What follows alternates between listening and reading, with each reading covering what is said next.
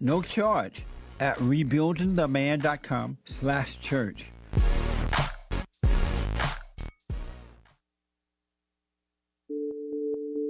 Like my cousin, sent me you, and I thank him for that. It was more of a, he thinks the whole everything's a joke. That just adds a little spice to it. But in the heart of what you're saying, there is real things going on. And people want to overlook that. And I'm telling you, Mr. Peterson, I'm not one of those people. And I thank God that, he showed you to me. And sometimes we just need some Jesse in our lives, I guess.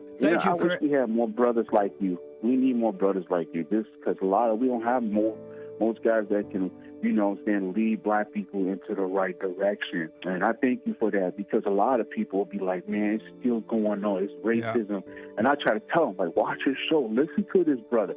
He's telling the truth. Take no thought about tomorrow. Yesterday doesn't exist. And you're going to see, man, God is with us and all is well.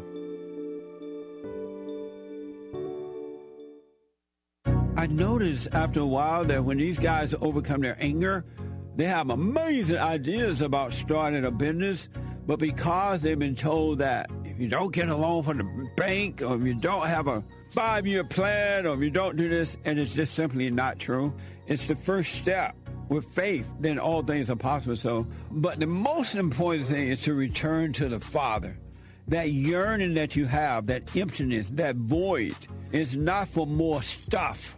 It's not for more friends. It is a return to the Father, because there's no way you can return to God and be angry at your earthly father. So thank you all so much, right? People around the world donated to Bond at rebuildingtheman.com, or they call 800-411-2663, and we're still committed to pointing the right way for men and women to return to the Father. I have books that are amazing. I highly recommend you get them. 7 Guaranteed Steps to Spiritual, Family, and Financial Success Guide. Even if you're not starting a business, but you have a job, or you're on welfare, it can help you if you do. Be doers of the word, all right? From rage to responsibility. From rage. That's what I write about in the first chapter, especially how I overcame. Scam. How the black leadership exploits black Americans. They're using them, and blacks are too willing to be used. And then my last book, The Antidote, Healing America from the Poison of Hate, Blame, and Victimhood. They are all amazing books, and they are helpful. Go to rebuildingtheman.com if you want an autographed copy, or call 800-411-2663.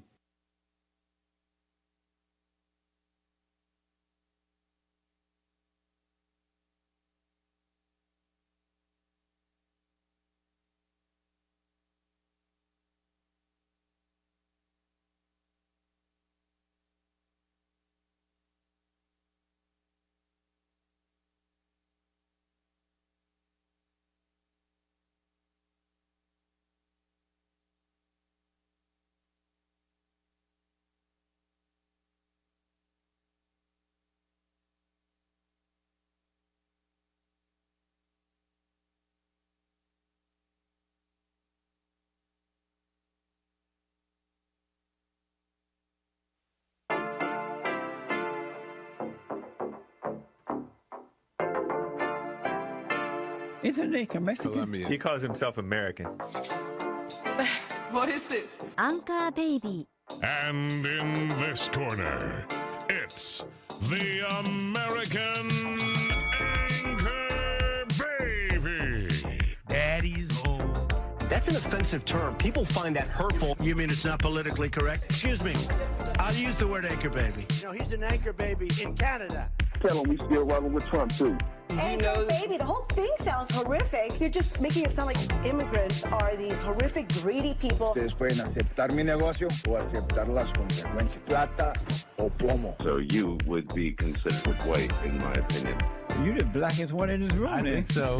And what happened was his mama got pregnant on the other side of the border, and then a few hours before before it was time for him to pop out, she jumped across the border and let him fall on America's soil. So he became the anchor baby. You don't call him the anchor baby for nothing. Amazing. We like this anchor baby, right?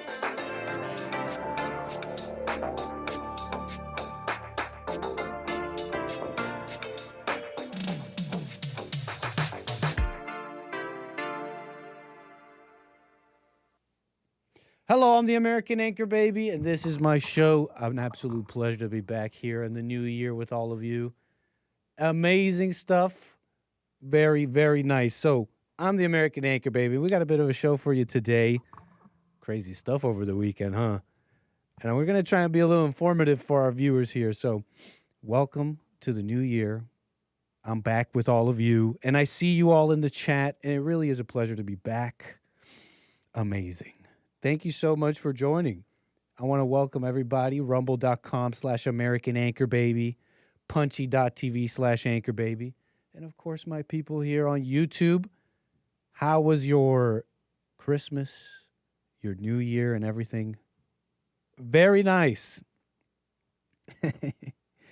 So, welcome everybody to a new episode of American Anchor Baby, and I truly want to dive into some of this stuff, but you already know that if you got something on your mind, something you want to talk about here, something you want to say, you could call in 888-775-3773. That's 888-775-3773. What else can I say? We're back, and you can support me in many ways. We'll get to all of that. But I have to berate you a little bit because I know that you've turned into a bit of an animal over the break with no direction, with nobody to tell you otherwise. You've let yourself go.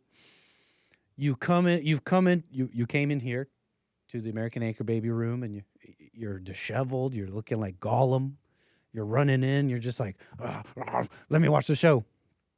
And it's like, whoa, it's been like weeks of someone not telling you to show a little decorum, have a little civility, take a shower, say hello. It's like you don't even say hello. You walked into a room. What are you, an animal? Say hello. Click the like button. Welcome, everybody. Don't be rude. Click the like button and say hello. Show some decorum, people, in these times, okay? Nick looking extra Mexican today. Nick looking extra Jewish today. Amazing. Shout out to the Snake Pit. It's nice to see all of you with all of your snakiness and everything in between, whatever. What's up, alias name? Your baby's here. Your baby's here. Okay, we'll get back to chat. We'll get back to the super chats and the calls and everything. In fact, I see calls coming in. 888-775-3773. I got a little hook for you.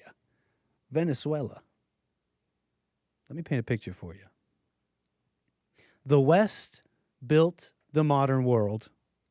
That's what we heard. We already came here. It was built, okay? As far as I'm concerned, the West built the world as we know it. The men of the West built the modern world. And then they had a couple world wars. And then the West voluntarily dismantled its own empire. Gave everybody sovereignty. And then they started pouring trillions of taxpayer money into all their former colonies. Colonialist America, imperialist America, making those places richer. And then what did the people here do? They patted themselves on the back. The political class, we're such good people. And then they threw open the gates. Just opened them up. And what followed after that was what some might call a reverse colonization. Millions and millions arriving,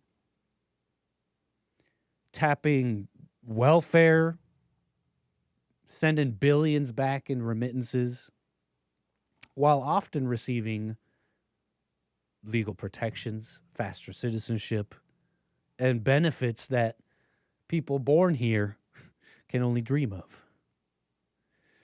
And it became a decades-long self-flagellation of the very civilizations that built the modern world, right? Now, we come to today, 2 days after the U.S. Delta Force operators hauled a president, the sitting president of another country, Nicolas Maduro,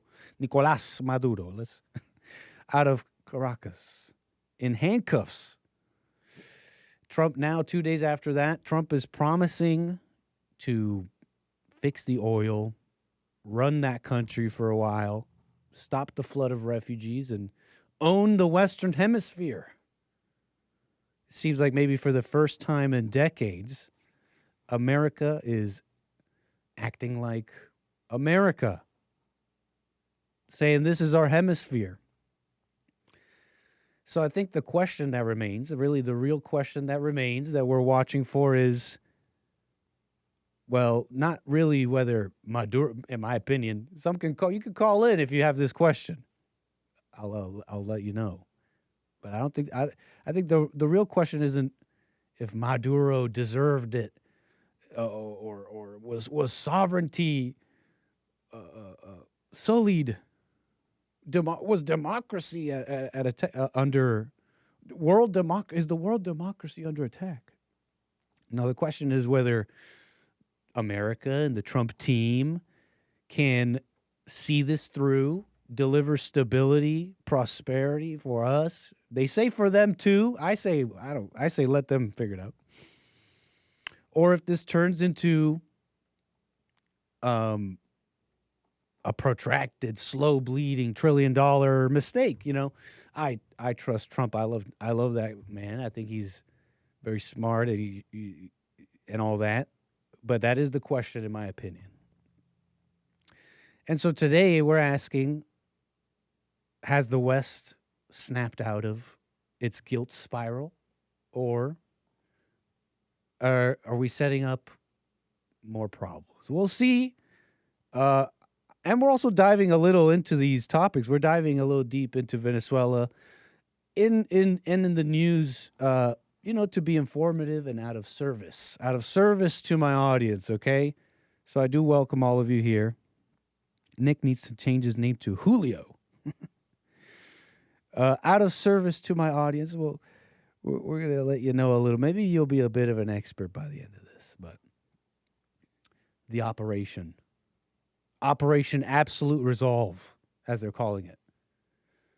Joint U.S. military DEA effort. You got the military, Drug Enforcement Agency, and they went and took Maduro. Nick needs that Maduro track fit. Nick should take over Venezuela. It's always a Nick. Okay. So the operation is, from what I've gathered, is surgery, absolute surgery. 1 a.m., dead of night in the morning, 1 a.m., Venezuela, Caracas, Venezuela, Saturday. Trump literally hits go, basically. You can basically call it like this. He basically hit the go button, or he just said something. But it's essentially on his command, over 150 U.S. aircrafts, bombers, fighters, drones launched from bases, slammed Venezuela from the air, taking down surface-to-air defenses, explosions. Cyber ops knock out the power in a huge area. It turns it into a blackout. Flames and smoke billowing. The videos start populating the social medias of eyewitnesses videoing the billows of smoke and flame. They hear the booms. You see videos of low-flying jets. 2 a.m., Caracas, Venezuela. Army's 160th Night Stalkers pilots fly Blackhawks, MH-60 Blackhawks. I don't know why I got to say it like that. At 100 feet over the waves, Delta Force operators basically start, what do they call it? Fast rope, rappelling down, breaching his safe house. There take the report of one helicopter taking fire, but minimal problems over there. They jump into his fortified his fortress essentially. He's got bodyguards. They're basically surrendering right away. They get overwhelmed. And Maduro and Celia, his wife, reportedly scrambled to get into a steel reinforced safe room. But the Delta Force operators who were there actually had blow torches at the ready. They did not make it into that safe house. And then that's pretty much it. Helicopters lift off, fighter cover. And by 3:29 a.m. Caracas time, the force is over international waters with indicted persons on board from what I'm just reading, okay, an amazing operation. I'm sure they'll make a movie out of it.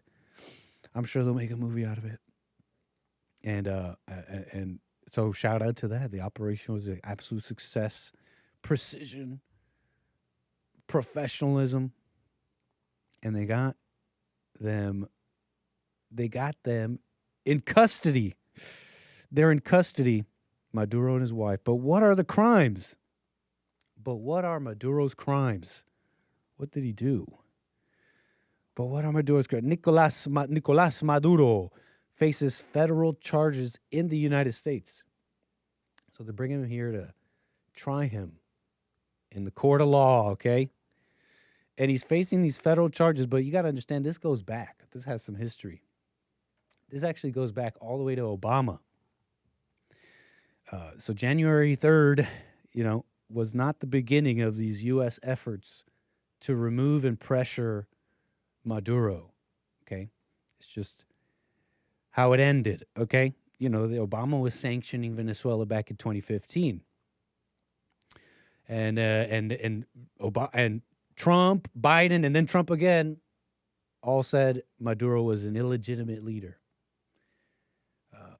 More on that later. But basically, he's been indicted on 4 counts. Narco-terrorism conspiracy, alleging he conspired to use cocaine trafficking as a weapon, partnering with designated terrorist organizations like FARC, the armed revolutionaries in Colombia, designated as a terrorist organization by the U.S. And so that's the allegations, this narco-terrorism, using drugs and organized crime to attack the U.S., okay, flood them with drugs, conspiracy to import cocaine, and a couple of weapons charges, okay? These are the 4 counts against Nicolás Maduro. These are his crimes. That's why he was brought to the United States, okay? And his wife and son are a part of this updated indictment. They call Nicolás, they call the son Nicolásito. They call him the prince, Nicolásito. Let me check. I haven't looked at him. Is he my cousin? That's Maduro's son, Nicolás Maduro. The Mexicans at the Chateau Marmont used to call me Nicolás Maduro when I worked there as a cook. Because I think I loosely gathered that because I was like a Trump guy, and they'd be like, "What, man? What are you, like some fascist, like Nicolás Maduro?" And so I got that name. They called me Nicolás Maduro. I'm like, "Are you dumb?" He's a leftist. So this is the son, apparently, Nicolásito. Is that my cousin, chat? Is that my cousin? No. So, anyways, and we'll get to you calls. Thank you so much. I want to get through some of this stuff here to inform my viewers here what is going on, right, in the world. So, those are the charges against Maduro and his family. But, wait. Here's Marco Rubio.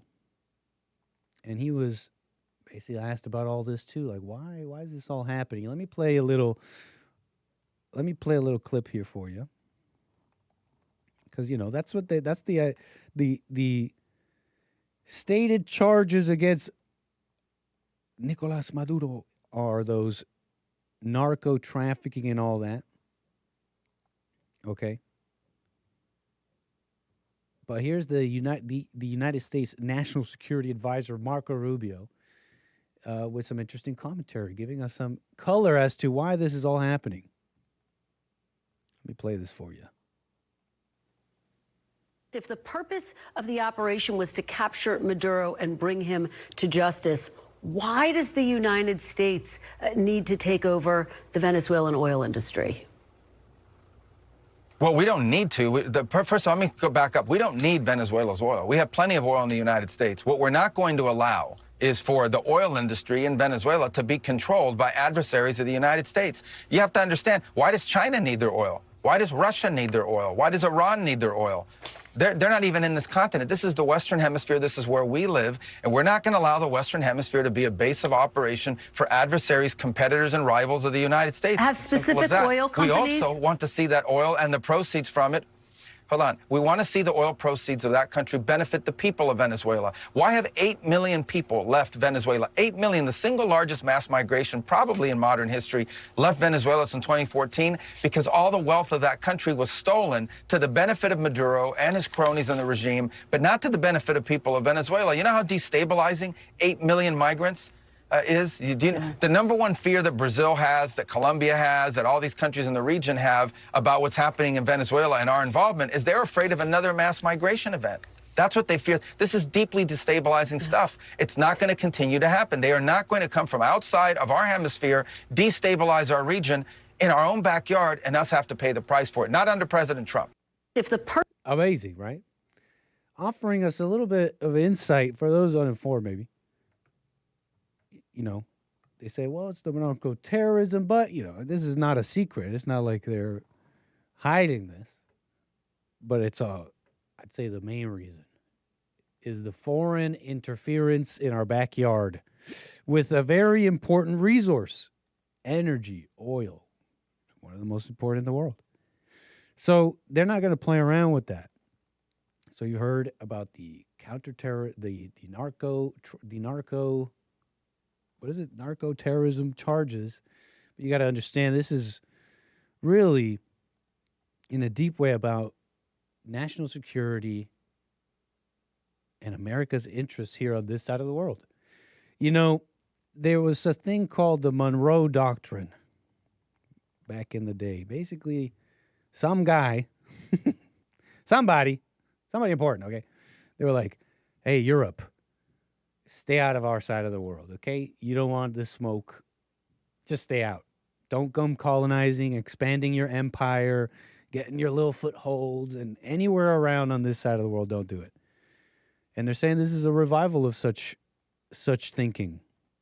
You know, in fact, Trump was calling it the Don Roe Doctrine. I think we're going to call it the Don Roe Doctrine. It'll be the best doctrine, the greatest doctrine anyone's ever seen, okay? Don Roe, I like the name, I like the sound of it. And, you know, Rubio's there, he's telling you clearly, like, really, what's going on here. In fact, in other instances, he's provided some info on these foreign operations happening on this side of the world. I mean, they're saying China's a major buyer and investor in Venezuelan oil and accused of using economic ties to gain strategic footholds. Russian military advisors, arms, and weapons and stuff and Venezuelan officials with direct ties to Russia are the allegations.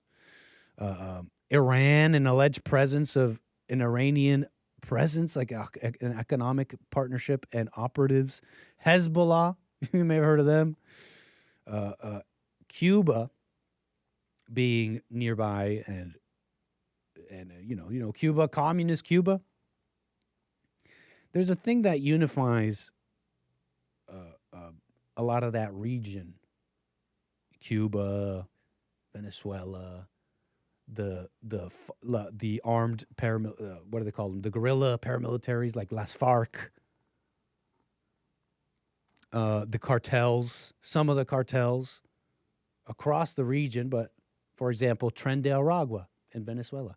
There's something that unites all of them in an interesting way. It's something that unites even Nicolas Maduro and his regime, shall we say, the Colombian president, Gustavo Petro.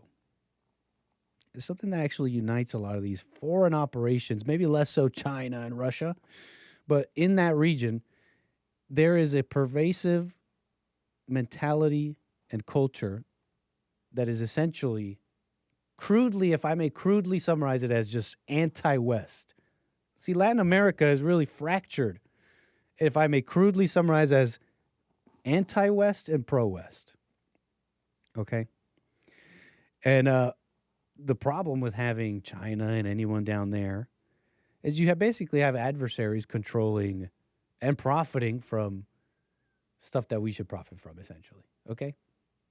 You got intelligence hubs way too close to America, and allowing our adversaries to do what's called what the U.S. calls threat projection. Okay, and I think you could understand that. I don't need to go that deeply into that. I mean, you can understand that when you have adversaries controlling key economic points and setting up intelligence hubs on our backyard, I mean, you can understand that that's a problem.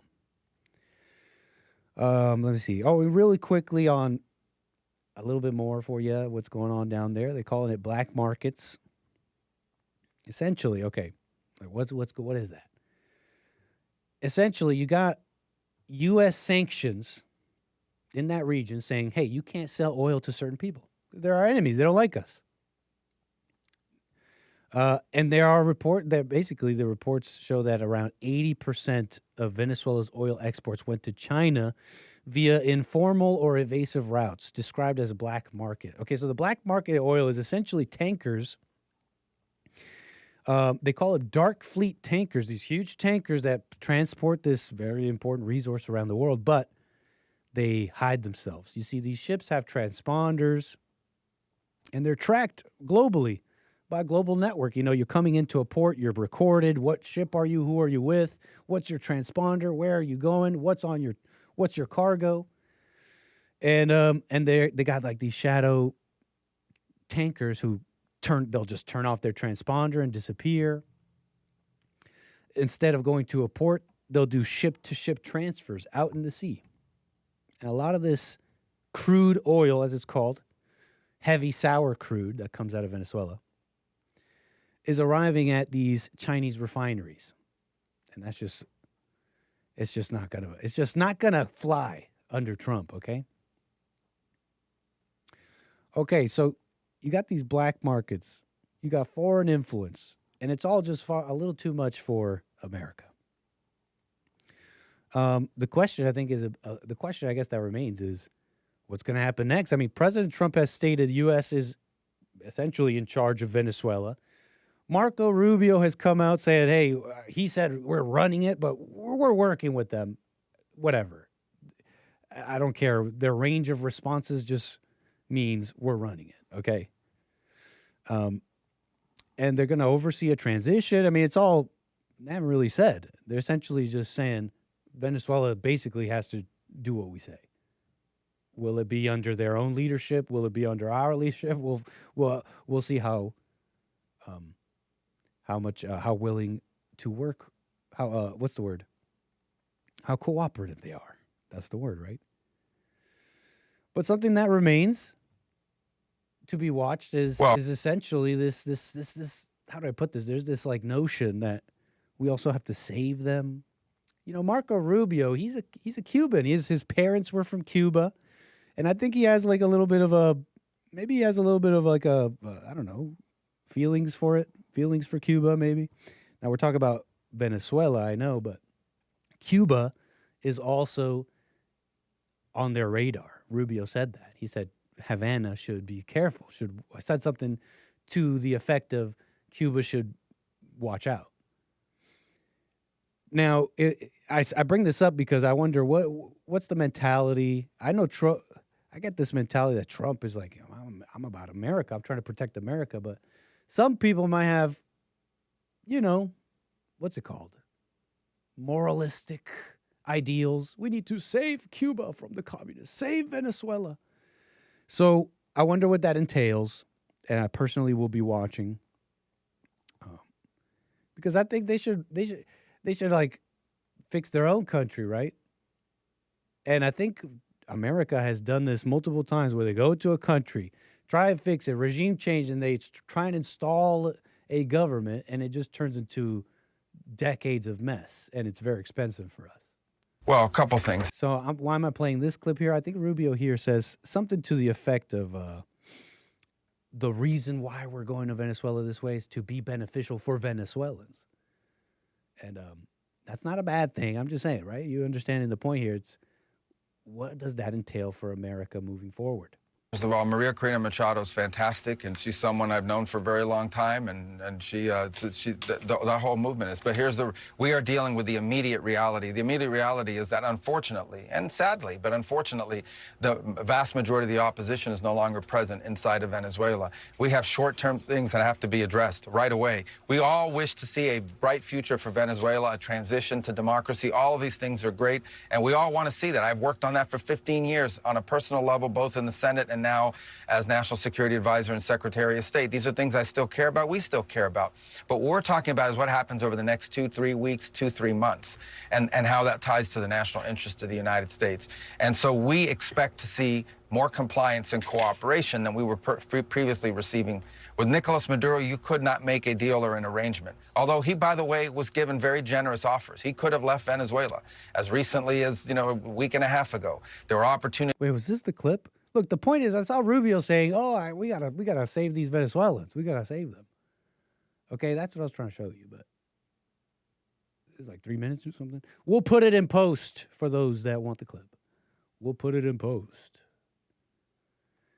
So that's a little bit of the situation. Okay, hold on here. That's a little bit of the situation. Why Maduro is in America facing charges, and I think the operation's amazing. I think we should own the Western Hemisphere. This is our home, and it's it's not a question of you just gotta the people claiming sovereignty. You're attacking sovereignty like these anti-imperialist, anti-colonialist Latin American states aren't actively working with adversaries and flooding drugs into America. And you got to understand something I mentioned earlier. There is something that unites the cartels, Maduro, the leftist government in Colombia, the guerrillas and paramilitaries. There's an anti-imperialist, anti-West, anti-U.S. ideology that has taken hold there. Really, it's really has these Marxist roots, Marxist Leninist roots that have been in Latin America for a while now, and has taken on different forms, all the way from armed revolution to the era that we're in now, really, that has where they've sort of sanitized themselves and become part of the government. They're just another democratic movement. These leftist forces in Latin America. And that's really, in my opinion, a bit of the story of modern Latin America. In fact, we'll get to that in a second. A couple clips for you. A couple clips I had here that I moved. Christian Benavidez. I moved a little too quickly here. I was saying earlier, should we? What's really our role? I don't know, but I think in many ways these people. Over here people go around door knocking, right? It's like, I care about my country. I care about my town, my area. They go around door knocking, and they try and change their country in a sense, right? I know it's hard, Venezuela, but nothing worth doing in this world is easy, right? Pointed so many times before. But now they're in the streets of America, and they're very happy. The ones that are here are quite happy. They're like, wow, they're fixing our country, get rid of these corrupt people.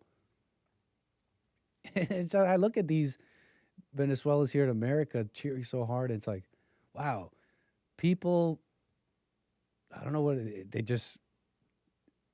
the way they grew up, they just have strong ties to their identity. Okay? They have strong ties to their parents, their parents and the culture and language and country of their parents. Like they're in the streets here crying because and saying, wow, you know, like there was one, where was it? There was one guy who was like, we came here not because we wanted to. Christopher Moreno hopes Maduro's arrest could lead to a better future in Venezuela. I'm sorry. It's just a feeling. I can't explain it. We make a life here because we had to, not because we wanted to. So we really want to go back. Does that mean they're going to go back? 8 million people, by the way. 25% of a country just flees. Yeah, you failed, okay? You failed Venezuela. And what did they fail at? This kind of segues into this leftism, so to speak, that I want to describe that is in Latin America. Really, it really is just a hatred of whites and America and like colonialism and so I want to describe that a little bit. What did they fail at? You see, Nicolás Maduro is the continuation of the socialist vision of Hugo Chavez. As it stands, Venezuela is ran by the what do they call themselves? The United Socialists of Venezuela or whatever. And the promise was, we're going to save everyone. We're going to use our petrol money and we're going to create huge social programs and lift people out of poverty, and we're going to make everybody rich and and feed everyone. They failed. 25% of their country fled because they don't have food. They have like violence in the streets. Okay.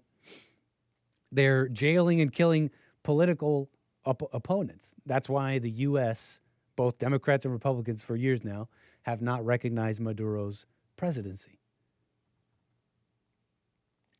Back in 2009, Obama met with Venezuelan leader Hugo Chavez.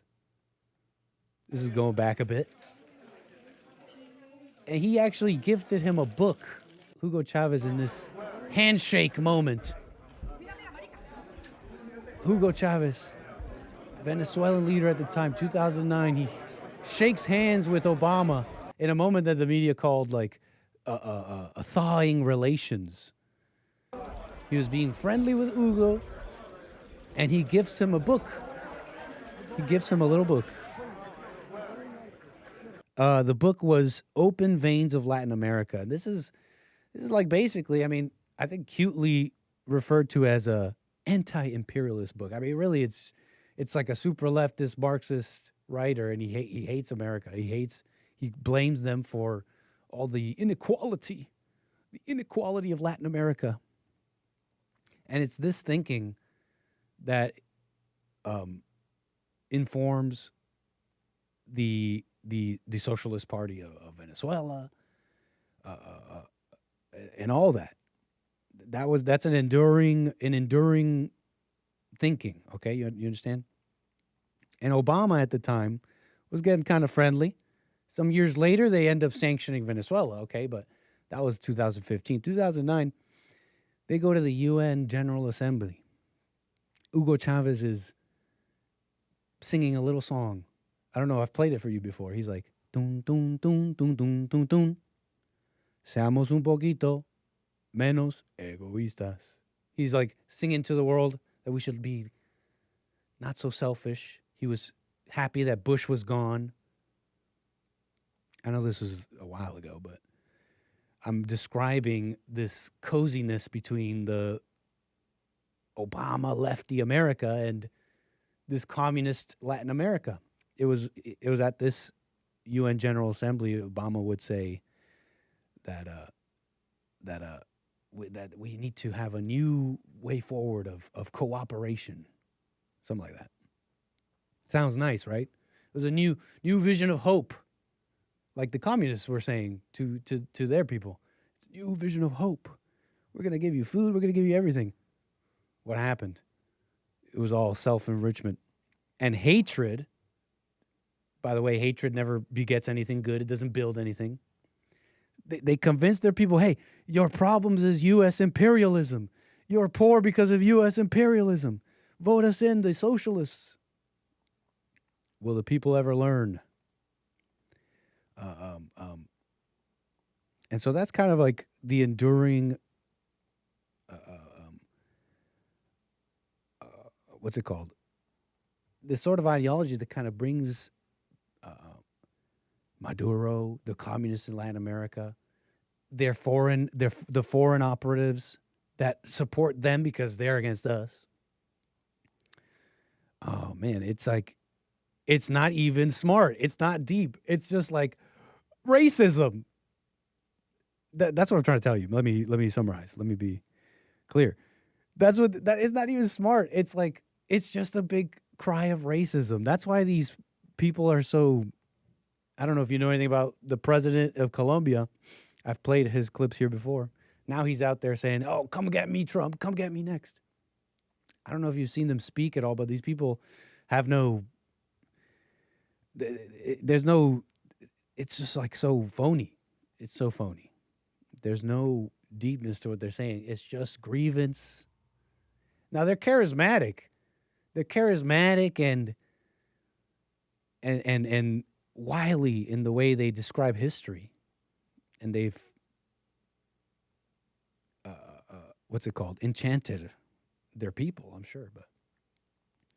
But anyways, look, I got way too much info in my head about Latin America, and we've spent far too much time here. Let's keep it moving. I wanted you to be a little bit of an expert, okay? But that's the region, and that's how we're handling it, okay? We'll see what happens next. We got a number of other topics to get into, and your calls. Thank you so much. 888-775-3773. We got somebody in the White House that is caring for us, though. So very nice. I think it's awesome. This hemisphere's ours, as they're saying, and it's reviving colonialist. They're saying it's reviving colonialist, imperialist ideologies and concepts of, the Monroe Doctrine era. I'm like, heck yes, it's about time. All right, folks. Let's keep it moving here. I got David out of Texas. I appreciate your call, sir. You're on the air. Yes, sir. How are you? David, Texas. Happy New Year. All is well, man. Thank you. Go ahead. Happy New Year to you, buddy. Thank you, man. Thank you. Yes, sir. Yeah, man. So, real quick, tell me, or not real quick, as long as you want, it's your show. Tell me, you said you had an amazing holiday. Yes. I want to hear a little bit about that without doxing. Of course. It was awesome because I didn't do anything. So it was great. All right. And people were wondering. They're like calling me up like, Nick, why aren't you coming to see us? What's going on? I'm like, no, nothing's wrong. I'm quite happy doing this year. Maybe I'll see you guys next year, right? That's good. And just tied up loose ends, really worked on some stuff I wanted to do and did little, which was awesome. It was awesome. Great. That is good, man. That is good. I loved it. Yeah, time alone is it's pretty good. Yes, pretty good. I get a lot of it, so it is. Nice. How was Free yours? your mind, and the rest will follow. It was a lot of that, man. It was yeah, good. Helpful. Good. Very good. So I have a sneaky suspicion that Nicolás Maduro está tu abuelo. You think mi abuelo? My long lost. I think you're a plant. I think you're a plant. You're tricking us. You're triggering the American people. I'm a deep operative. Actually, deep. You weren't supposed to know any of this. Well, you can't get much past me, buddy. deep operative. We're talking born as a baby, bred from as a baby. So wait, what's the play here? Look, I'm playing to be like pro-American, but really I'm like a Venezuelan socialist. You're a poster child for this whole scenario, man, because all this ping-ponging around, born over here, raised over there, living over here. Yeah, man. I mean, nobody can really trace your steps, you know. Just all what you say, you know. See, I guess the you know, the real key to reveal my playbook here, if I may, I'm playing around here, but to reveal, if I may reveal, but since you caught me, sir, I'll reveal the playbook.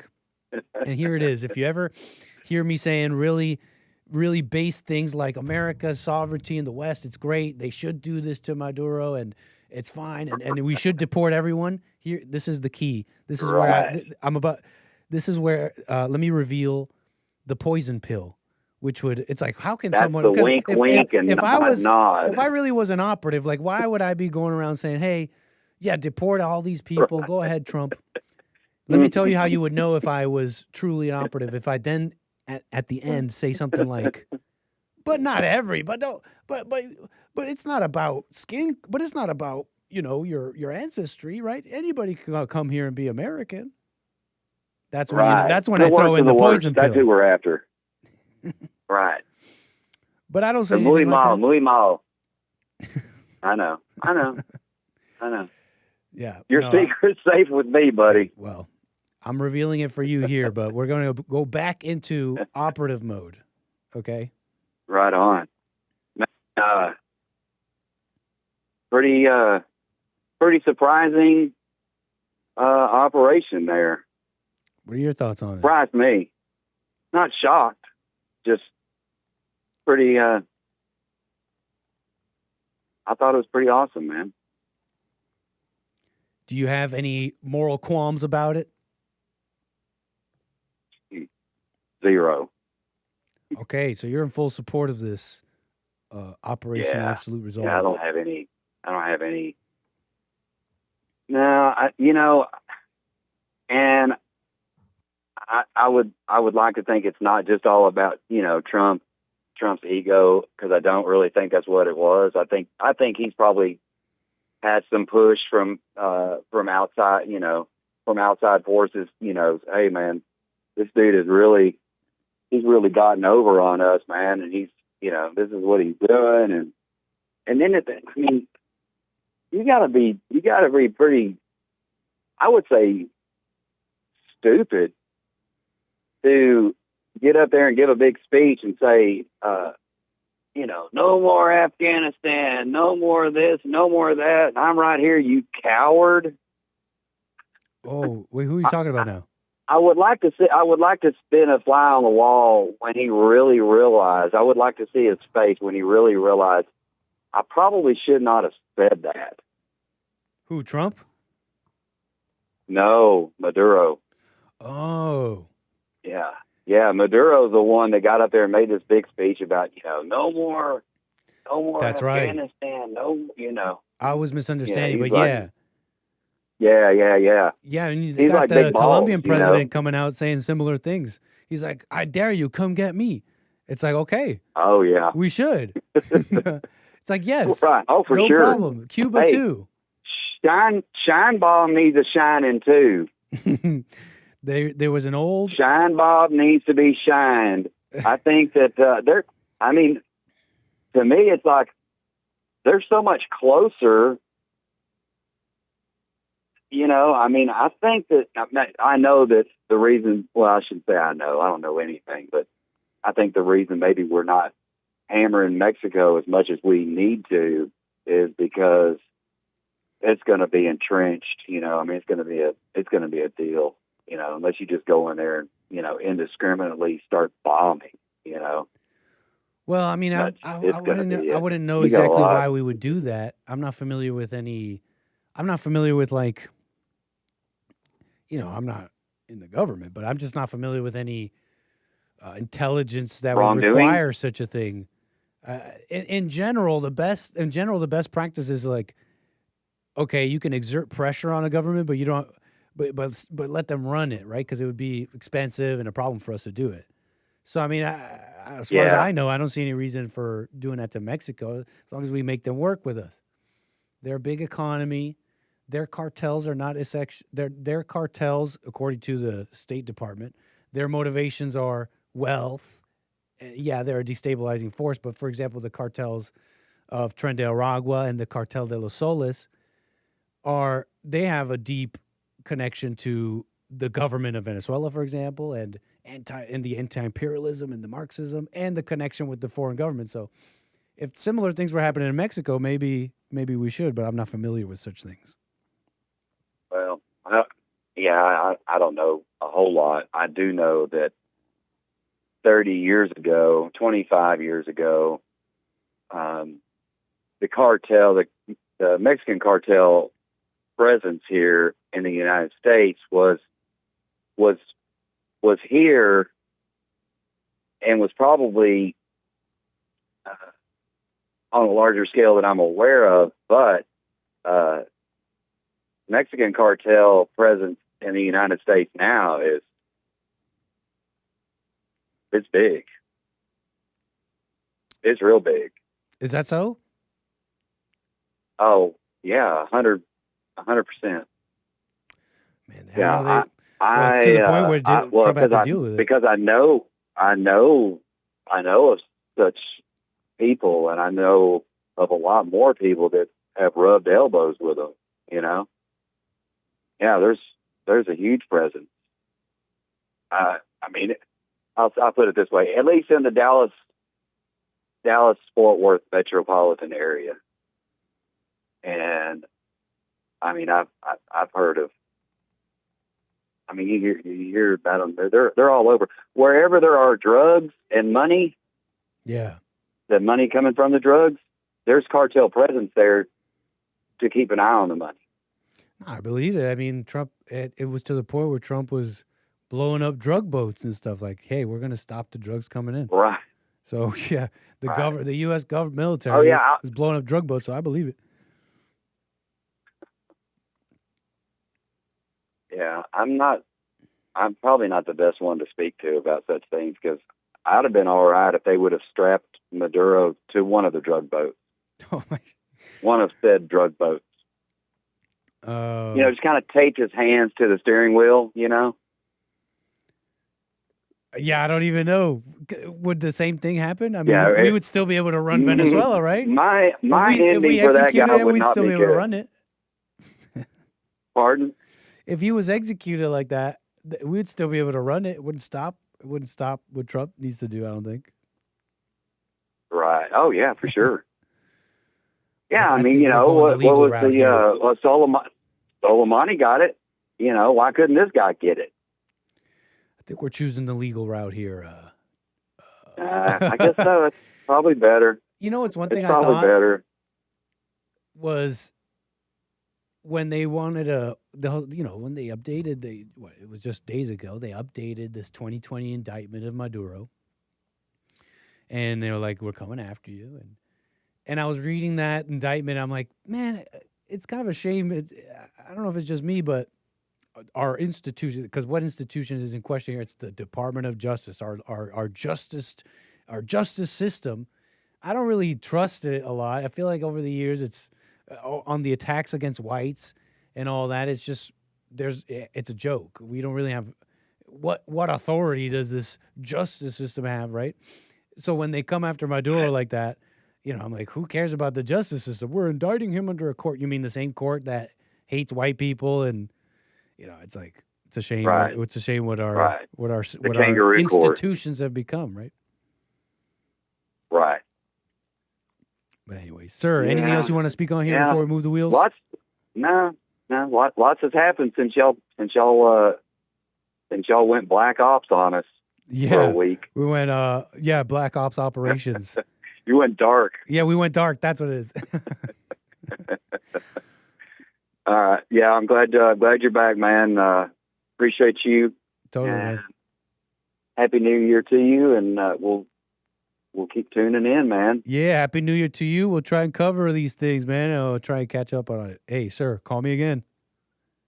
All right, sir. Thank you. All right. Oops, sorry about that, David. Thank you, though. 888-775-3773. Let Maduro go. He said it was all just a prank, bro. Chill. Really? Can I get a source on that? Colombia is next. You guys are calling for... Has my chat been informed about Latin America to the point where they're now calling for the arrest of Gustavo Petro?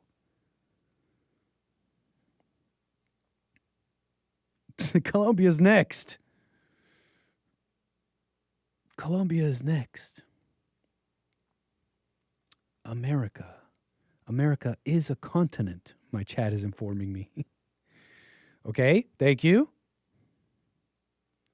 Some of you are getting real gung-ho on this America owning everything thing. Cool.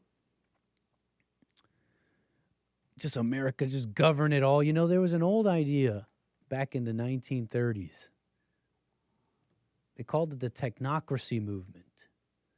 And the idea was that if you could have a small group of extremely skilled, technically skilled people running this whole side of the world, you would have an amazing world, or you would have an amazing country or whatever. They weren't even calling it the country. They were calling it the Technate of America, where Mexico, Canada, and the U.S. were governed by essentially meritocracy. What's the word? Meritocracy? What's the word here? People chosen, technically skilled people, chosen not via vote, but out of merit, to run this vision of a future continent, right? You see all this red? Imagine it for a moment. Canada, U.S., Mexico. They called it the Technate of America. I don't know, folks.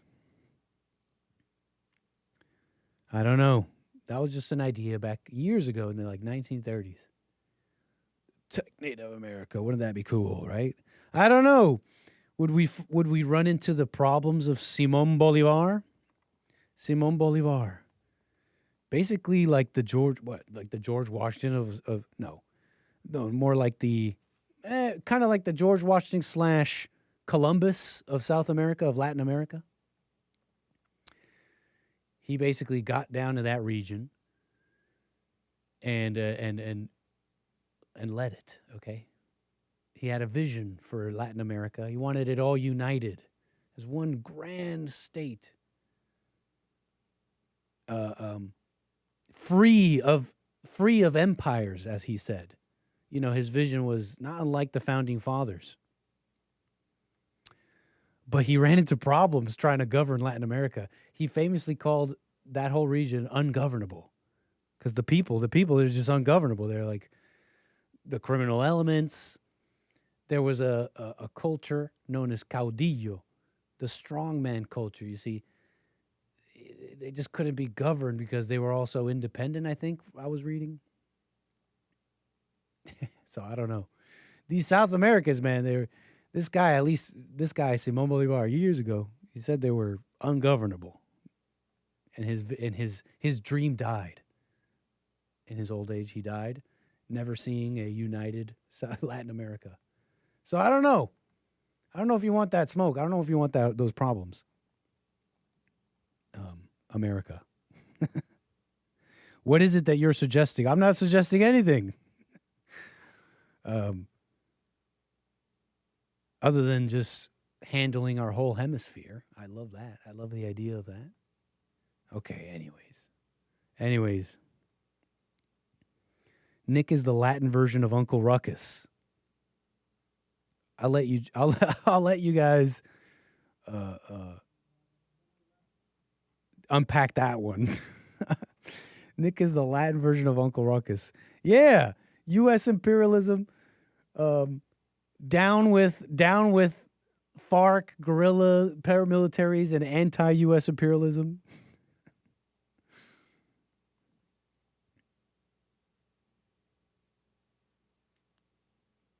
All right, moving on here. Moving on. Because there's this pervasive, right? I was describing some of like the thinking that allows these footholds in South America. It really is a hatred of and blaming of the U.S. imperialism, and they blame them for the poverty of their countries. Okay, in America, that's the same thing. Will we enter an age where America stops with the guilty spiral? I don't know. But let me show you the new New York mayor and her, what they're calling her a tenant director. It's not a office I'm familiar with. Okay. New York City Mayor Mamdani's tenant director. I don't know how you say that name. I think that's her name. Sia Weaver. Listen to her express her ideas here on how they're going to treat property.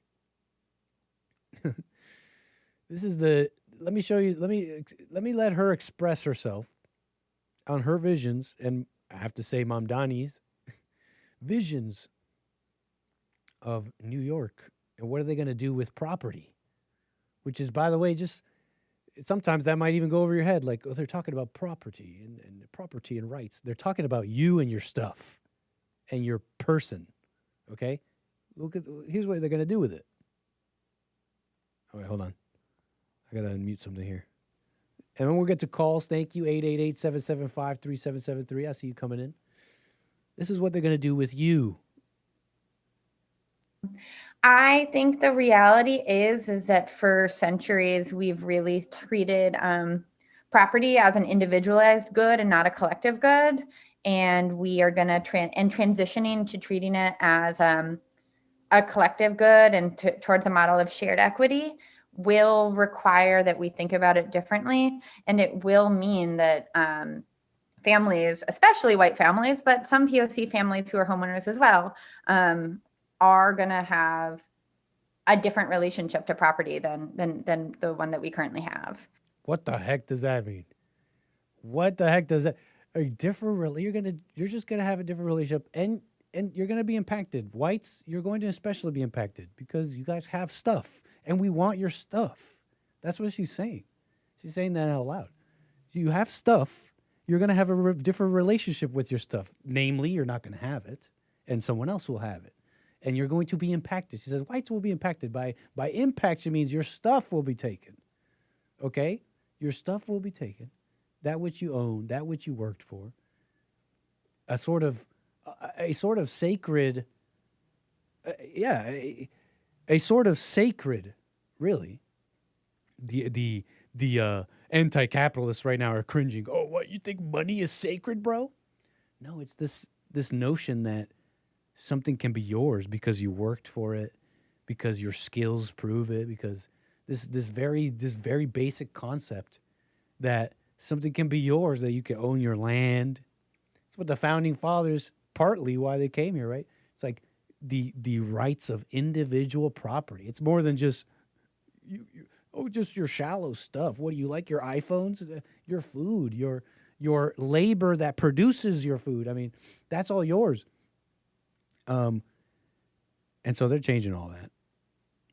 They're changing all that in a big way. I mean, that's what they're saying here. So you're going to have a different relationship with your stuff. It's why, again, a pervasive old little story of guilt, which is a lie. It's not even true. Will that era end? I wonder.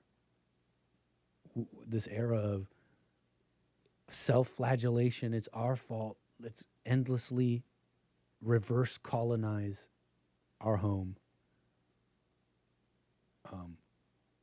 Crazy. I mean, she's saying it out loud.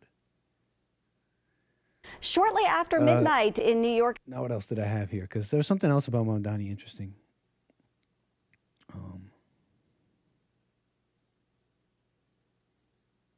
Hold on.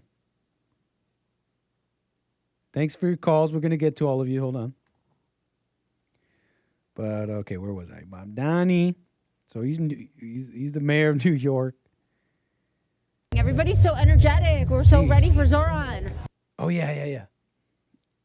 And I guess I just had a few clips here. Let me see. Everyone's ready for Zoran. Everybody's so energetic. We're so ready for Zoran. Love his agenda. Definitely his affordability agenda.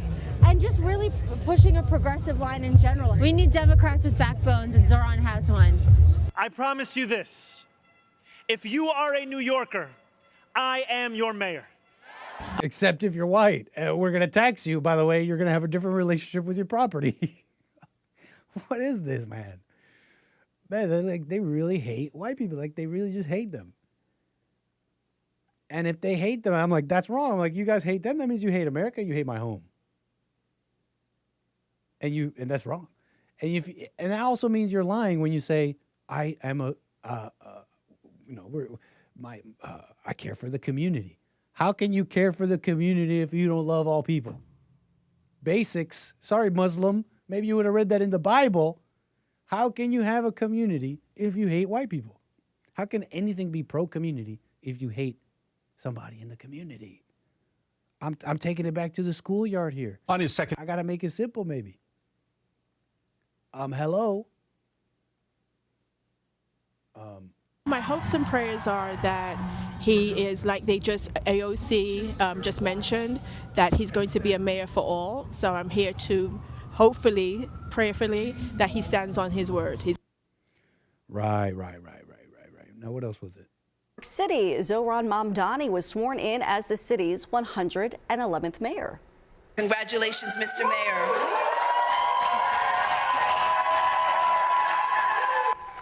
Mamdani was sworn into office by New York Attorney General Letitia James in a private Okay, we saw this.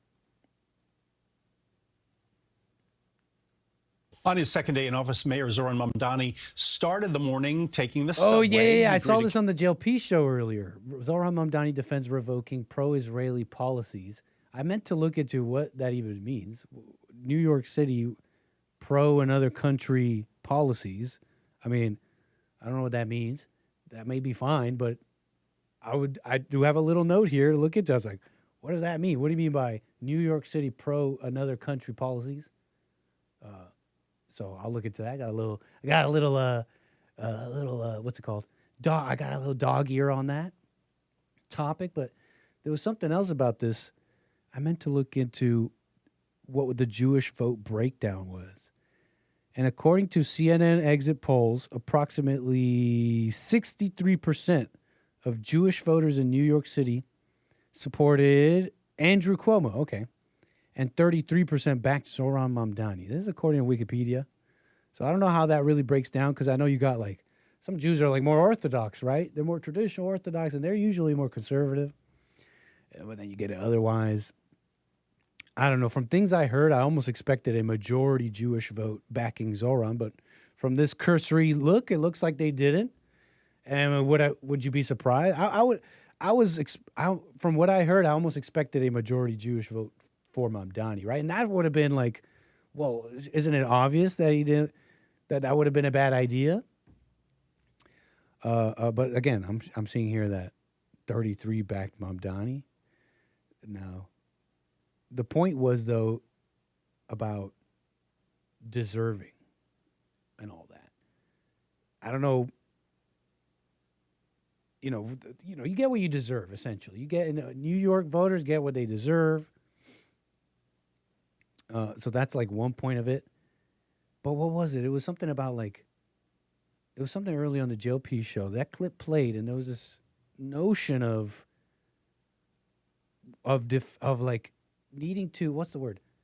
Needing to like defend Judeo-Christian, something like that. Like I understand that there's a deep connection there. It goes way back. Jesus was a Jew. The Hebrews were were literally like the first civilizations. How about let's have like a big respect to that. Thank you. I mean, modern society pretty much runs on a lot of those old ideals, etc. The work they did. But if you're voting for, on the cursory look here, 66% voted against him. So Sounds like they get it. So thank you, Jews in New York, right on. For those that didn't get it, it's like, isn't that how they think? Like they vote in the lefty pro-diversity candidates because that's how they think. They're like, okay, we like the diversity stuff here. So when it comes to bite them in the butt, it sounds like this is what should happen. So that was one thought I was having about the Jewish vote for Mamdani. But again, like I said, I'm just quickly searching it up. It looks like a whole bunch of them voted against him. So it sounds like they get it. What civilization did Jews build? Like the Bible times and stuff. The Old Testament. Israel. I'm responding to my chat. They're incredulous. I don't know if you noticed, but there's some really old books. We're talking thousands of years old, before even the New Testament, full of pretty darn important commentary about how to build society. We call it the Old Testament. We call it the Bible. From that, many other things have come.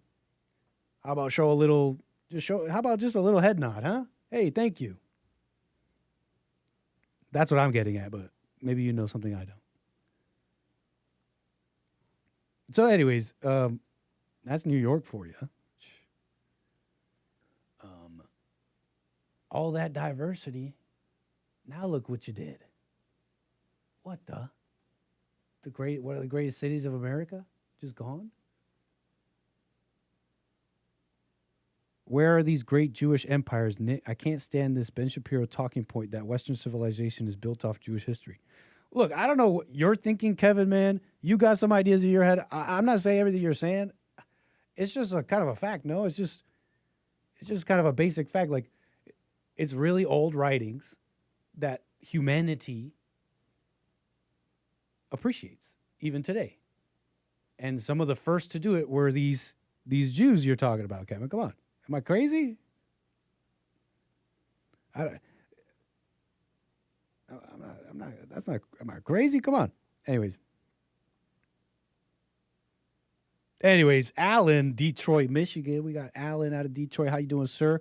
On the air. Happy New Year. Sir. Happy New Year, man. How you doing? All is well, Alan. Thanks for your call.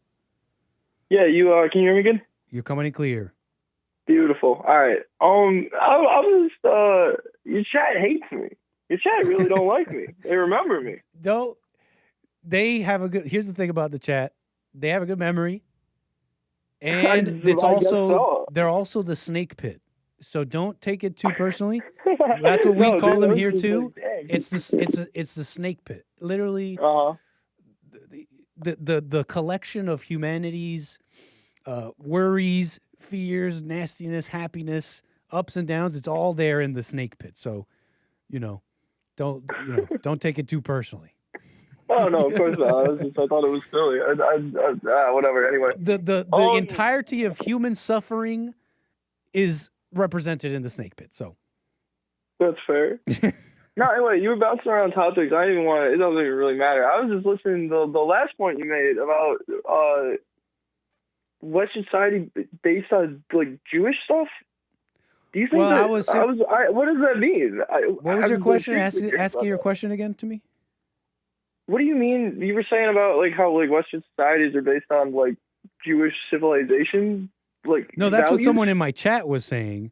That I was saying. All I was saying is all societies, all modern societies, are built on the shoulders of those before them, essentially. And one of those, and one of the oldest, and one of the ones that that refer to a whole bunch even today, is the Bible, the Hebrews, and the Jews of that time, which was a long, long time ago. It's like the same way. The other day I said something about the Indians. You look at the caste system the Indians have or had or whatever, and we look at it with disgust, like, what? What do you mean you were born into a caste and you could be an untouchable? What kind of backward society is that? But if you think about it, one of the most important questions society must answer is who does what? Because there are different roles and they all need to be filled. So in a sense, we are on those shoulders as well. the Indian civilizations that came before us. They and their attempt to answer that question: who does what? And for a time, they maintained their stability in their time. So I don't know. Does that make sense? That's pretty clear, I think. That's all I'm saying about the civilizations before us. No, I get that. I don't know. I feel like we get a lot more stuff from like Jewish civilizations are pretty new, all things considered. Oh, please inform me. They're not bad. I may be misunderstanding something here. I thought the Bible was like thousands of years old. Babylonia is, I don't know when it was founded, but it's only like 500 BC. Like like the first civilizations and like the concept of like hierarchy and property, etc., have been around for like thousands of years. Or I guess that still is thousands of years because we're in 2000. But even like 2000 BC, you know what I'm saying? Look into it. It's actually really interesting. I will. I think that sounds interesting. I'm not sure what you're talking about. No, I think we've like really hyper. You're saying hierarchies only existed 500 BC. You're saying like societal hierarchy pretty much just started. No, I'm saying like the 500 first like years before society Christ? with like a leader and people and like roles and stuff in society is like it was like 4000 BC, man. We've had this stuff for like a while now, man. But wait, what's your point? I'm missing your point. No, I feel like we kind of, I don't know where you got the idea that this is like we use like old, Jewish civilizations as some like backbone. Like the concept of like Judeo-Christian, I think like people just misinterpret. And why? And how so? Because a lot of the societies that formed based on like, the qualities of like democracy in Greece or, the empire mentality of Rome, like they just happen to be Christian nations. I don't think that it was. Again, I'm missing your point here because I'm missing your point because I'm not saying Greece and Rome did not have. I'm saying Greece, Rome, Israel, India, ancient Egypt. They all had their place in society and history, and we've built on all those things. That's all I'm saying. I don't understand. Yeah, fair enough. I don't understand your point. I'll get off it.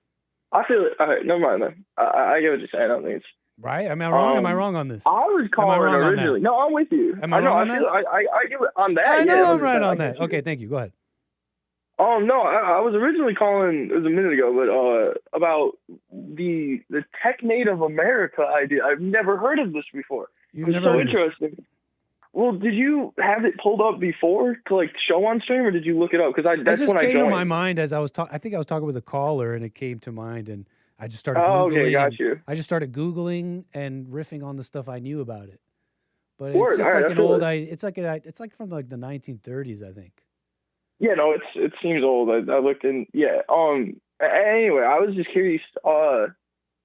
Your view about that, because you said that yes, Simon Bolivar did say that Latin America is ungovernable. He did back in the day, and I agree with him very much so on that. For his time, like 100%. But I think I was curious if you were saying that the reason the tech native America wouldn't work isn't because of the concept of like the quote unquote meritocracy. Were you saying that it wouldn't work specifically because of how ungovernable Latin America is? Honestly, I don't really have an opinion or take. I mean, this is just an old plan that I was bringing up because it was interesting. But here's one thing I did think of during it. I was like, I can think of maybe a few reasons why it might be difficult. For example, racial and ethnic and religious diversity, which is the problem Simon Bolivar ran into trying to unite just simply South America, Latin America. Yes. Now imagine uniting Canada, America, Mexico into this like this plan of a big unite. I was just thinking out loud, right off the top of my head. I can think of one problem that might turn that into a difficult proposition. Like what? Racial, ethnic, religious diversity. People don't like it. It's hard to unite these people who are not united. They're all different and they don't like each other. You think it's impossible to unite it? Say again? You think it's impossible to unite? I mean, like, this is a serious question. This ain't a gotcha. I'm just for real. No, this doesn't sound like. Do you think that it's gotcha? Do you think it's impossible to unite? I don't know. Like, I don't think it's impossible. People, unite. Big unifications of land and peoples have happened before. Right. Yeah. I don't think it's possible, like, to own two continents. to have like one guy rule two continents. I think it's insane. But like, I don't know. I think we did a pretty good job in the U.S. of A, uniting different cultures and getting the vibe. You think so? I feel like yeah. And what makes you say that? We still have a country. Yeah, for how long? Compared to like the Balkans, like we've seen the whole ethnic diversity, like let's all make one big country, like with Yugoslavia. Horrible idea. Bad idea if you don't do it right. I think we're doing pretty good So comparatively. Okay. You're saying, Our so ethnic what's the pretty makeup good? is crazy. Describe the pretty good. America's doing pretty good on race relations, ethnic and religious, and unification of all the peoples in America. The unification of all the diverse peoples in America. Please express to the audience here, in your opinion, how are we doing such a good job? I think that we do obviously have problems. Definitely kind of getting rid of some of the, not so great things that we've done. And I think that only time will tell how we end up solving them. But I think the concept of having such I'm just going to keep using that verse. I was thinking of a synonym, but America is crazy diverse. Like, I feel like we blow it out of proportion with the concept of like, oh, immigration, blah, blah, blah, blah, blah. I mean, like, this has been already like this for the past 200 years. Like, I think that we really don't talk about the immigration waves. Even 100 years ago, we can talk about them. I mean, like, America's just been getting more diverse. And, like, typically, that would lead to a civil war again and, like, a bunch of bullcrap. Thank you. And it hasn't. Regardless of, like, I don't know, even, like, racism or whatever, like, ethnic clash that's going on. Like, the concept that we still have a democracy, we still have people, the concept of not even just minorities, but just, like, people of different ethnic backgrounds being able to unite for candidates, unite for policies, and not just constantly argue all of the time, I think is a testament to how great this country is and how great this country can be if we continue down the road of, I know you guys hate the term diversity, but diversity is a good thing. It's proven to be a good thing when handled right. Like, you want more voices, you want more perspectives. Because even if it's not going to affect you, right, like a bad policy, right, voted on only by one specific group, even if it's not affecting you, it might affect other people that are not part of that group. And you just don't want that. You never want that. You know what I'm saying? So, like, the concept of, like, oh, you can't really mix ethnic groups, I think we did a pretty good job. And so give us some examples of this great job America has done in that. I think the concept of the industrialization of America. No, you've already described the concepts of it. I want examples. I'm giving you an example. Show me. Yeah, go ahead. Example, industrial. Let's say, I mean, you're talking about New York City is one of the most diverse places in America. We know this, for better or for worse, I guess, in your opinion. But America would not be nearly as strong as if it weren't for the, like, industrialization and, let's just say, modernization of New York City. And I think that was built on the back of strong ethnic connections within the city, because obviously you have your different portions, you got Jewtown and Chinatown or whatever. And the fact that they were all able to unite and work together, like literally work together in the factories, and create a business out of this idea of, hey, we're all just here for a better life. Let's just work our asses off and get there. I think is a testament to, so when you have a shared goal, anyone, no matter what race, credence, religion, whatever, if you have a shared goal that will benefit everybody, you're going to take that opportunity. I don't think America would be the same if we were divided. Well, remember, what's in question here is examples showing the success that America has done or has executed in uniting the diverse peoples of America. Now, you just gave me an example of people working a job. I mean, all that is proof of is that we all do have similar goals: make money, improve our standing, feed ourselves, clothe ourselves, and beyond, survive and thrive, right? That's really all you're proving there. I mean, it's even in those times, there was all sorts of problems with, like, what is it? Like the Chinese rail workers and, yeah, of course. Right. There was problems back then. There was problems with, what was it? There was like inter-ethnic and racial problems with all sorts of laborers and workers. They're taking our jobs, etc. I mean, so I don't know. And you're saying continue down that road. I mean, we have, and all those things I just mentioned have just gotten worse. Sure, people still work. They work right now in factories and companies together, diverse. And what do those places look like? They constantly put you through programs and HR things to tell you how not to be racist. Now we're getting the hard numbers showing how white men have been deliberately kept out of all sorts of places. So, I mean, I don't know where you're informing yourself from. Where is this unity? Again, you told me, hey, I got an example for you. We made a lot of money. Well, I'm almost done. No. Okay, I'll give you a better example. Give me a better example of people uniting. Because where is it? Like, is it in like the diverse areas where they don't want white people around there? They call it gentrification if they dare to move in. That's not what I'm talking about. You flipped that. Go ahead, tell me. You flipped this very far away from what I was even trying to get at. Sure, go ahead. Well, like, I think an idea, like, yes, of course there's racial conflicts, and unfortunately, and I know your chat just thinks I'm some, like, liberal, like, no, dude. I voted Republican, you chat. Anyway, point is, I'm saying that, unfortunately, a lot of said racial division and racial violence and tension was perpetrated by whitey, right? And so, like, I think that, yes, I think it's good to move away from the concept of white superiority. But secondly, I think that uniting ethnic groups from the quote-unquote white perspective, or whoever's in power, right, which usually ends up just being like a rich white old guy, let's be honest. It's just how it is, for better or for worse. During like Theodore Roosevelt's presidency, he took a lot of flack for inviting this black author named Booker T. Washington into the White House to have dinner with him. A bunch of there were riots because of it. His supporters, that was so long ago. His racist supporters. What was that? I said that's so long ago. Who cares?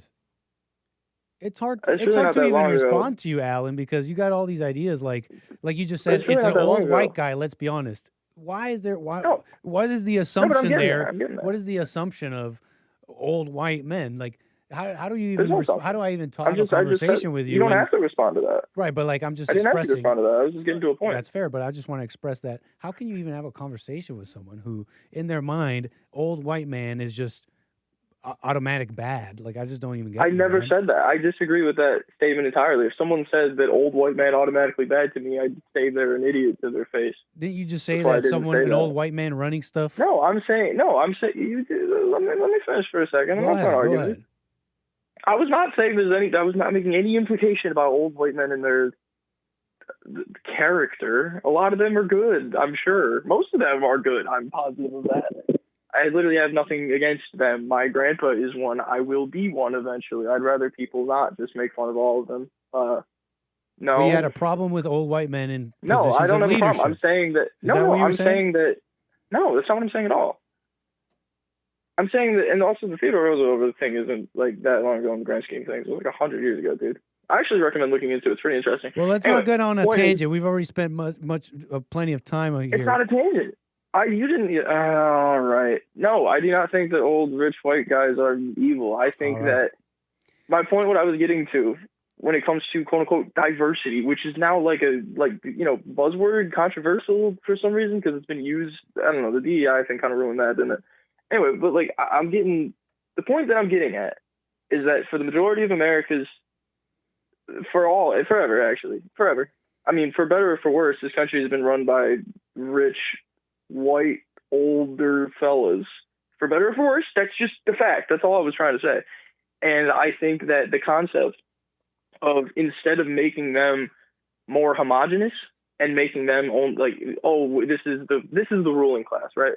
Even though, yes, we're electing them, but this idea that these are the people that have ruled us before, these are the people that will always rule us, why vote anything else, I think can lead to more problems than having these quote-unquote rich old white men actually listen to the diverse perspective. And I'm getting that. I mean, we consider Theodore Roosevelt to be one of our best presidents, specifically because he was part of the quote-unquote ruling class of America and took time to actively try to change that. And obviously, Jim Crow got laws.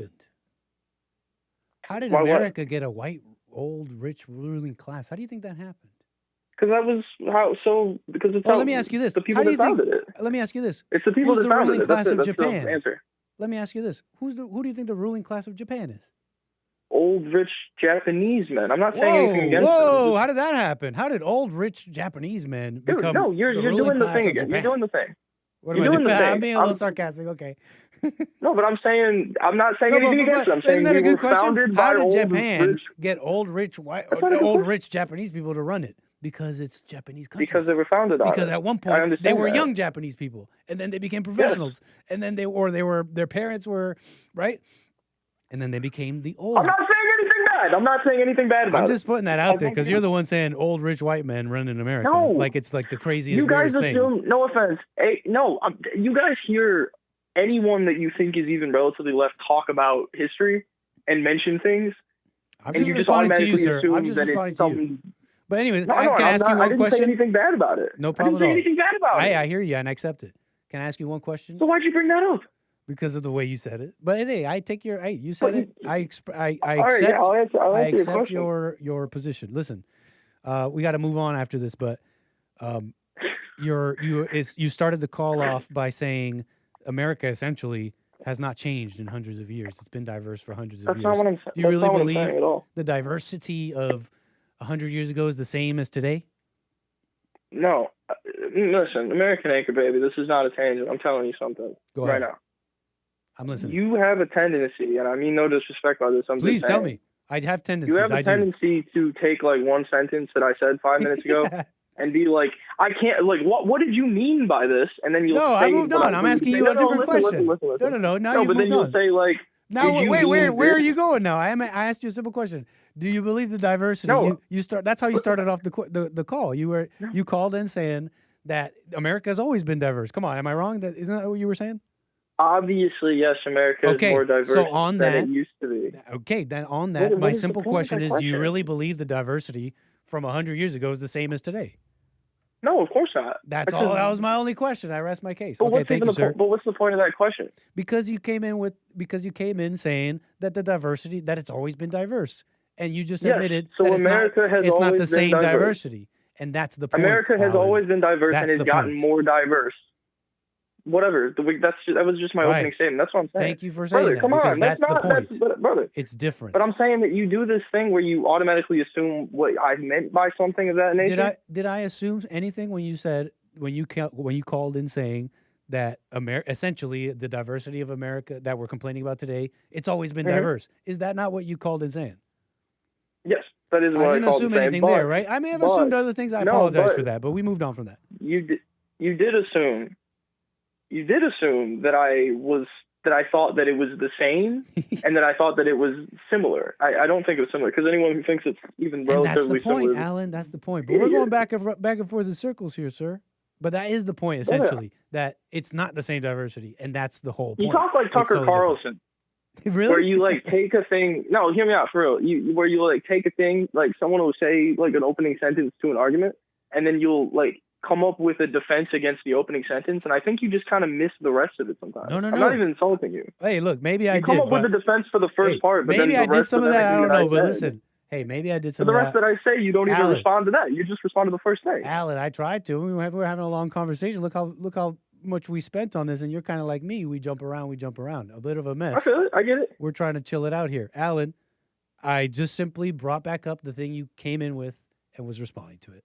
But anyways, Alan, hey, I appreciate your commentary about me. I will pay attention to such things. I'm Can you real. call I'm me just, again? Just to make you like a better newscast. Yeah, I'm sure I I'll call you appreciate again at that, some sir. point. I'm just Call me saying, again, like, man. for real, just to be better. Like, Yeah, man. No, I got tendencies. Thank you for pointing them out, sir. typically, I'm just saying the part of the argument that you should be responding to is the last half of the argument. No, I disagree. Instead I of think the first I sentence. disagree. You I feel think me? I disagree. I think your point was it's always been diverse, and everybody can see that's not the point. The point is the particular qualities of this diversity. Let me put it Who like it this, is and I'll and leave. why. I'll leave. I'll get off right after this. Okay, go like, ahead. if I have $10 million, Okay. am I rich? I think so. Yeah, sounds pretty rich to me. If I have $100 million, am I rich? Sounds rich. Sounds very wealthy. Both people are rich. Yes. Does the person with $100 million have more money than the person with $10 million? Yes.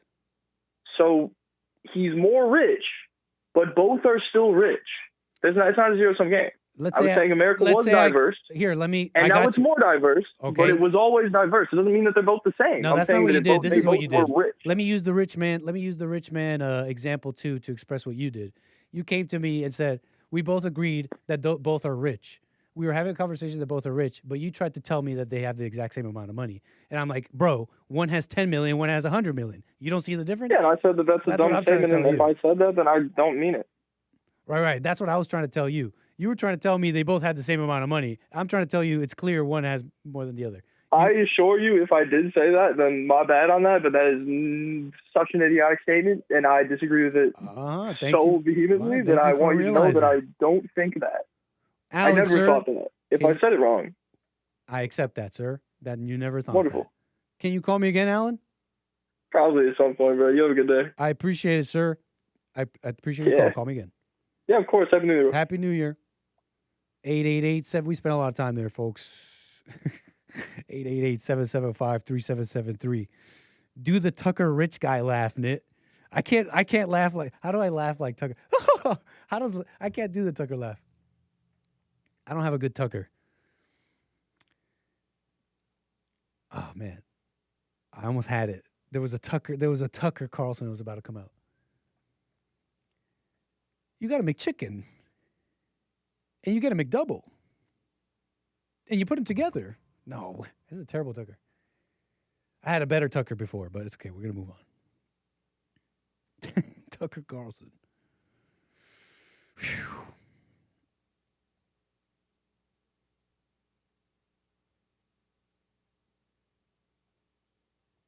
Folks, I mean, sorry. I spent a lot of time on that. Diversity, we really go back and forth on diversity. I appreciate Alan, though. I appreciate him calling me. Show some love to the callers, spend some time there. But on the content, folks, I must say, back and forth on diversity forever, I mean, like, what's the point? Okay? Let's move on. Okay? Just use your eyes. Okay? It's not working. Okay? Name a single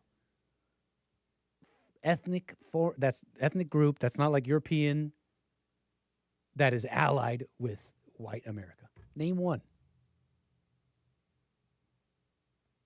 Yeah, name one. Name one. Name a single one.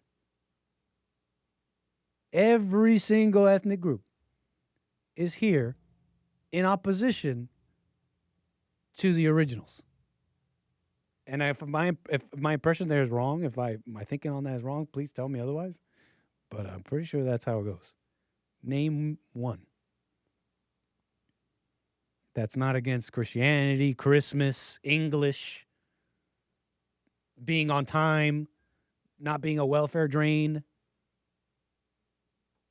Like, you know what I mean? Like, shall I continue?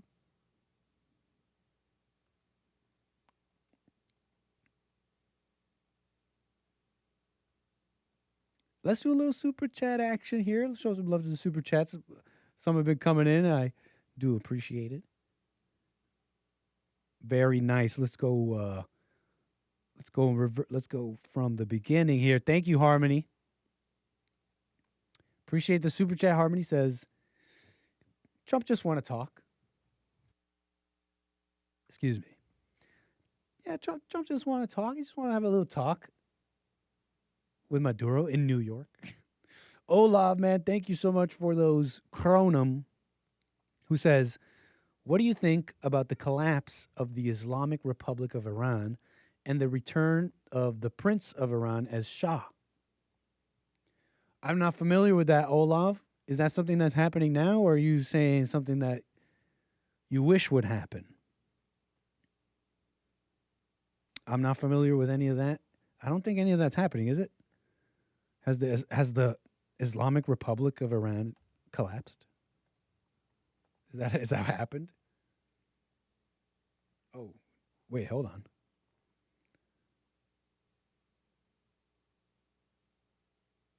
Yeah, I don't know about that. I think what Olav is asking is, do I have thoughts on such a possibility and such a thing happening? And I really don't, Olav. But I appreciate your support, man. You can call me in, tell me what you think. Maybe inform me a little. Ziarg with the super chat says, "Have you heavy by?" I think we're getting a little. Hey, thank you, Ziarg, for the music recommendation. Appreciate that, sir. might listen to that on stream together. But I'm going to check that out. Thank you for that. For the continued support. Thank you so much. Buymeacoffee.com/anchor, baby. You amazing people. Look at you. Wait, I had more super chats. Hold on.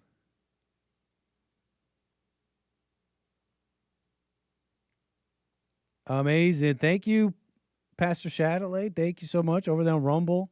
We got supporters on Rumble. You guys are the best. Rumble.com/American Anchor, baby. Denbro says Iran is protesting. Yeah, from what I've seen. There may be some news going on over there. I'm not familiar.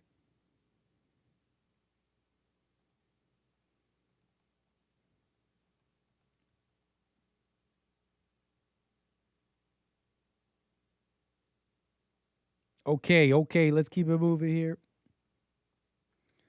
I doubt they'll get anywhere, though. Yeah, man, did these protests ever do anything? I mean, unless your protests are a color revolution backed by the U.S. government. I mean, do protests ever do anything?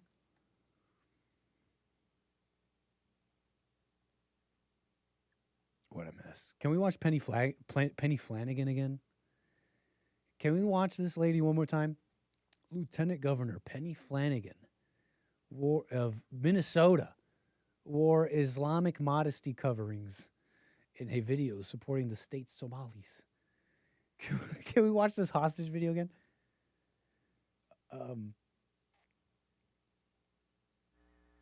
Talk about a different America. My name's Peggy Flanagan. I am the Lieutenant Governor of Minnesota, and I'm really honored and humbled to be here with all of you today.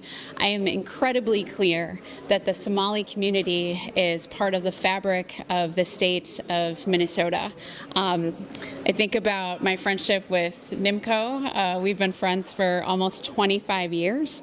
And when I think of being part of Minnesota and growing up here, the Somali community has always been a part of my Minnesota. So I want to just encourage the community to know that we're with you. We've got your back. I am here shopping today, and just encourage other folks to show up, support our Somali businesses, support our immigrant neighbors. And I know that things are scary right now. And just know that there are more. Don't report me to the State Department because I know nasheeds by heart. Okay. Don't report me to the DOJ because I know nasheeds by heart. Okay. Man. This is what's the word I'm looking for here? This is there's probably a word to describe like right government, political leaders that are just like so corrupt and just their only thing is about staying in power. Is it a despot? I don't know. There's probably a word for that. Where it's like, what do I do? What lies do I say? What song and dance do I say to get votes? and you're saying she's Jewish? She's Jewish? Penny Flanagan? You guys say everybody's Jewish though, so I don't believe you.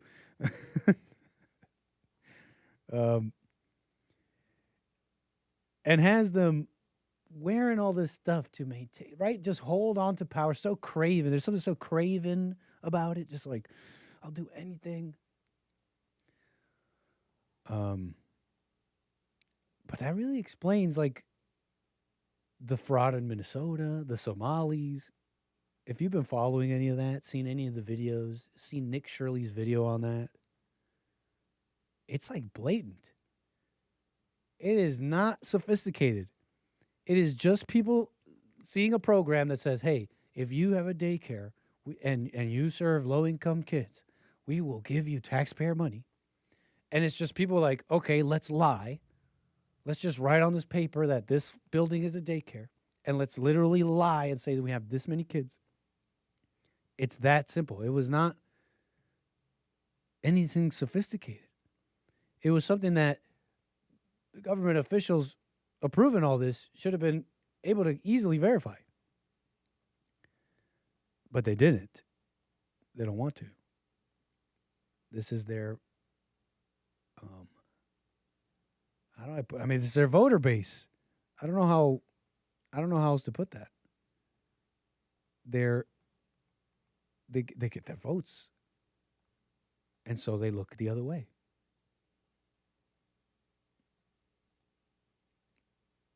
Replacing the populace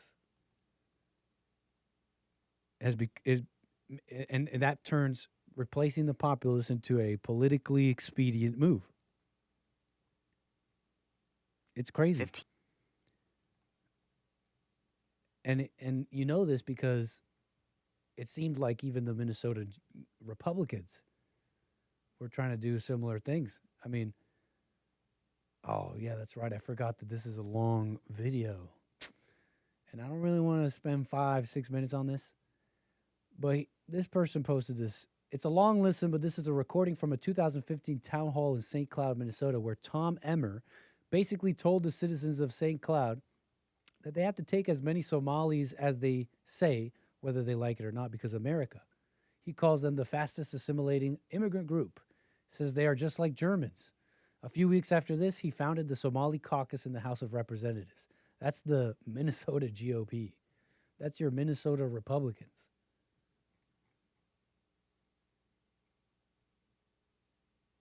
And Coulter commenting on it. And you wonder why Trump got elected. Yeah, Trump got elected because that's part of it. Foreigners are changing your neighborhood. And people don't want that. They want that undone, even. Okay, that's a big part of it. Foreigners. Okay. But that's why this even it's that simple. They're alleging that they're hiring crisis actors. Okay, because now they're starting to get investigated, right? So now they got to prove they got kids. This is an alleged Craigslist ad, okay? Over there in Minnesota somewhere. It reads, my family runs a daycare here in the city and have for over 5 years until Monday when funding was cruelly ripped away without cause. Due to this insane, poor decision, clear in white supremacy, we had to close our doors immediately. We must prove we are a functioning daycare to get the funding back. The issue is the entire client base has already found new daycare services. Oh, so your entire client base, all of a sudden, they got new clients. So you're like, so they posted this ad and they say, to help hurry this state vetting process, we are looking to hire 20 child actors for 3 days while the state is present on site. What the? We pay up to $1,500 per actor per day. Do they have to be Somalian? I guess they could be any. Hey, Minnesota mamas. Quick job for you in somewhere in Ventura Village. I wonder why you need those kids for. Just blatant. What else about this?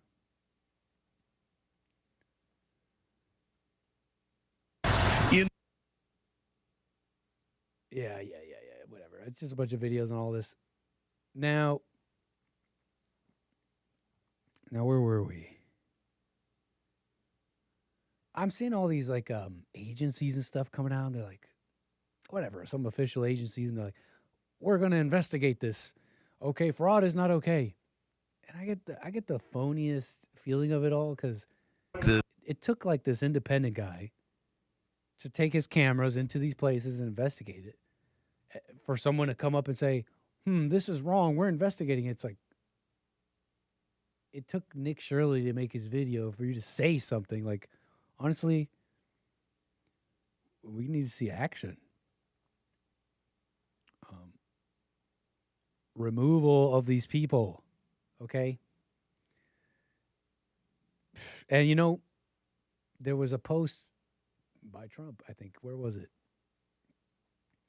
President Trump. I think this is from the White House. Somalia. Is this even President Trump gaggles with press on Air Force One, January 4th, 2026. Because we don't want ships taken by Somalia pirates. But what they are doing is they're stealing money from the American taxpayer. And every one of them should be forced to leave this country, including Ilhan Omar, who's a total crook. And she's one of the leaders of it. Not the only, because she's not that smart. Because we don't want ships to... Every one of them? What are you talking about, President Trump? You mean every Somalian? Is that what you're saying here? Every Somalian.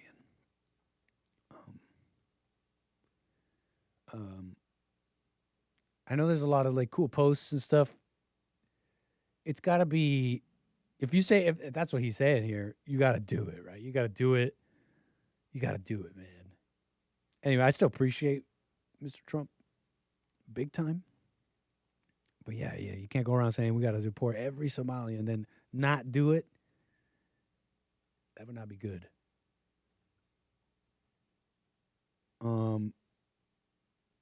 But what else about this? I'm sure over the break, you heard a whole bunch about the Somalians in Minnesota. So I won't go through all these videos and all that. But why are daycares getting money? You probably already know the reason deep down. I got the official statement for you, but I mean, it's social programs, feeling bad for others, lies, just lies, grievances, and guilt, taking from those who they believe are guilty to give to those they believe are victims. And it is that. That is the mentality behind why daycares are getting taxpayer money. Like, why are they? Daycares in Minnesota receive public funding, both state tax and federal funds, primarily through the Child Care Assistance Program, administered by the Minnesota Department of Children, Youth, and Families. The purpose is to subsidize child care costs for low-income families, enabling parents to work, seek employment, attend school, or participate in job training, while ensuring children access quality care. And as you see, what it really is, it's just like working, decent people subsidizing scammers and foreigners. Really, even if they're like hardworking foreigners, they get all the benefits, and it's the workers here, the white people, etc., that have to pay into these programs. So that's why they're getting money. And let's just stop. Even on that basis, it's wrong. Why are you unable to care for the kid? Oh, we're a single parent household, and it's hard. It's got well. Why are you in it? Why aren't you married? Why is there no father in the household? Why do we and why should we subsidize all those things?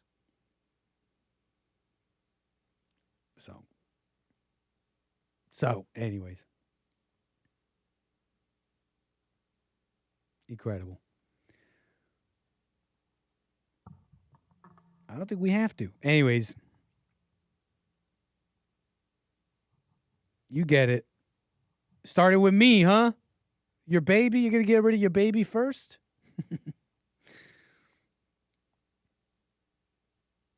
Oh, man, you're such a... You're negative Nancy, as they call it.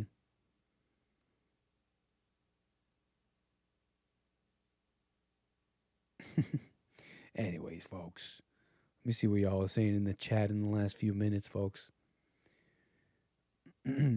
Yes, we're back. We're back for sure. And there'll be more American Anchor Baby tomorrow. Absolutely. You guys are going hard on Alan here, okay? Just looking at the chat. Okay. He's a nice guy, okay? He's just a nice guy. It's not his fault. Absolutely. Okay, no, Kevin, I accept that. I accept that. I don't think I have an answer for you about Jewish civilizations. So I understand you're not poo-pooing me, but I got to say, I think that's fair. It may be out there, but I don't have an answer for you, Kevin. Israel? I guess that's modern, right? Modern Israel? What about old Israel? Okay, now you can see I'm super ignorant. Okay, my bad. Let's move on. Folks, hope you enjoyed the show today. It's a pleasure to be back. It's nice to be back. And we got more American Anchor Baby coming at you tomorrow. A number of things to get into here that has happened. Okay. I'll have to leave a bunch of this stuff for tomorrow. My thoughts on animal nature and human nature. I had some videos for you. Okay. And all that. We'll have to save it for tomorrow. Appreciate the support, the super chats and all that. Rumble.com/American Anchor Baby. Punchy.tv/Anchor Baby. And of course here on YouTube. Yeah, Kevin. Okay. That's a fact. No, Britain built modern Israel. Okay. Well, that's just a fact, right? Amazing. All right, folks. It's nice seeing you guys in the chat. Okay. Optimus. Oh, no, wait. I already read your super chat. Harmony, that's funny. You're doing the thing. Amazing. Knit reviewing cat videos. All right, folks. Hope you enjoyed the show. I'm going to see you guys tomorrow for more American Anchor Baby. I'll see you guys over at the Jesse Lee Peterson show, of course, as always. Amazing. Take care for now. Where was I? Appreciate all the support. Make sure you like and subscribe. Don't be rude. Show decorum. And I will see y'all. Oh, hold on. I'm almost forgetting how to do all this. And that is all for now, folks. I shall see y'all tomorrow. That's enough out of me today. More American Anchor Baby tomorrow. Take care. Happy New Year. Glad to be back. Peace. Oh, and Lil Nick, too. He's got to say bye-bye.